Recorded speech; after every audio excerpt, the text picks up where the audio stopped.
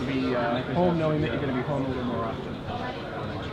Well, it's tough because you got the, obviously, as I said the other day, you just kind of keep your foot on the gas because, we're only a day and a half removed from that game, and then, head out tomorrow again to play a really good Cleveland team, come right back and play Miami. So it never stops, but it's something that we're all used to, and hopefully a little bit of time, even 24 hours off their feet, is a good thing. But we've got a tough test tonight, that's for sure. What's been a challenge for you guys at home, right? I know you've played some really good teams. I think 4 of the 6 were 60% winning percentage or better. But what do you guys need to do to kind of get some success here in your building?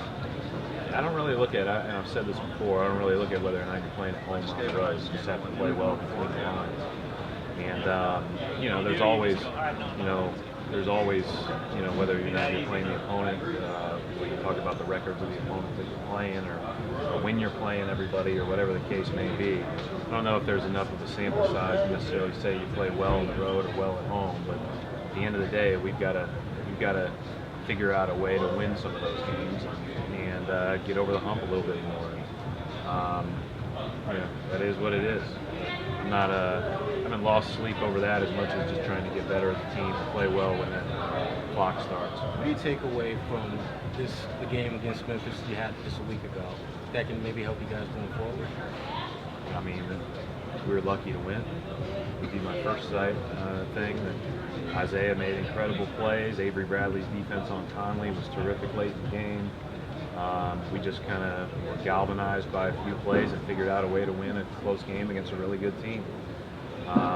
We've had a couple of games that have gone that way and a couple of games that have gone the other way, and I guess over time some of those things even themselves out. But I'll tell you what, it's this is a heck of a team, and they've been great,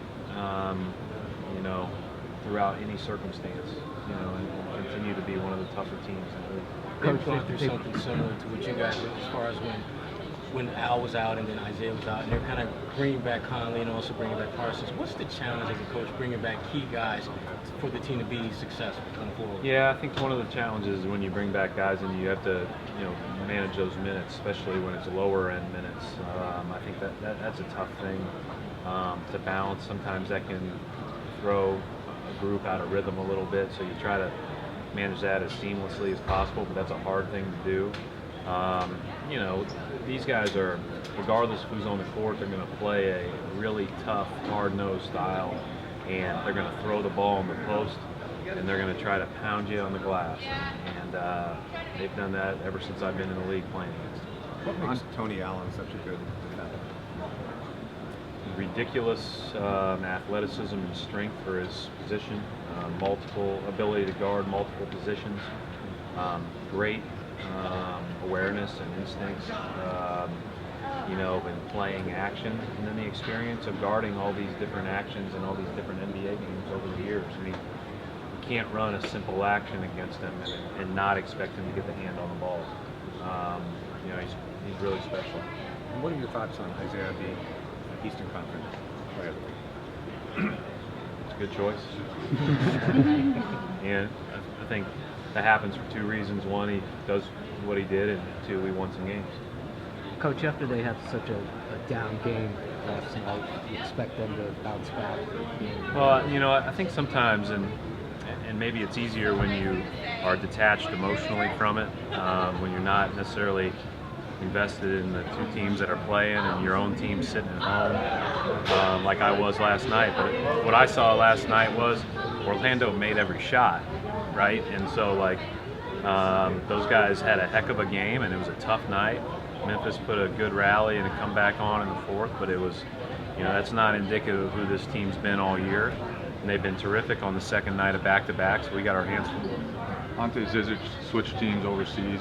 How do you think that might impact his development, and how much have you been able to keep up with his progress, given how hectic the schedule tends to be? I text with David Blatt, his new coach, today a little bit, but no, I mean, we've been following him really close. He's had a great year up to this point. He's got a high motor. He's a tough guy. We're excited about him being part of our future. How do you think Blatt might help him? I think David's a really good coach. And I think obviously I don't know what they're running or how they're guarding. I haven't watched how they play, but David certainly has a great feel for, the way that this league works and everything else. And he'll be practicing against and playing against very good players who are older, more experienced, and more accomplished. And then David will help, obviously, in that development as well. Is part of the move to get them exposed to better competition? I have no idea why he moved. So that would be a question for our front office. With Gerald the other day, was that more of a gut or matchup thing, or had he kind of, after some injuries and some tough start, kind of turned the corner a little bit in practice? Well, we've had one taped practice in December, so it's not like we've had any time to really practice and separate ourselves that way. I think it was, again, I said this the other day, Marcus's ability to post is enhanced when he's playing against point guards. And we wanted to play through the post. That was one of the best things we were doing in that game and really all season. And then, and then you go with size on the wing off the bench. And then, the one thing that I've really been impressed with Gerald through the ups and downs of injuries, not playing, he's been very consistent in his support of his team. He's been, not only there and quiet in the locker room, but also loud on the bench, active on the bench. And I knew that coming in. I had watched that pretty close when he was in Miami last year. And, things tend to work out when you've got that kind of spirit about you. Because the two teams only see each other twice a year, does it maybe add another layer to it, the fact that it was an overtime thriller just a week ago? I mean, they're really good. So, we're going to have to play great for 48 minutes to have a chance to win. We thought that in Memphis. We think that tonight. And,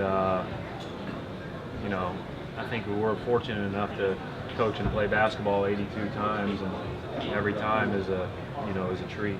But certainly, this is a heck of a team, and it's fun to compete against.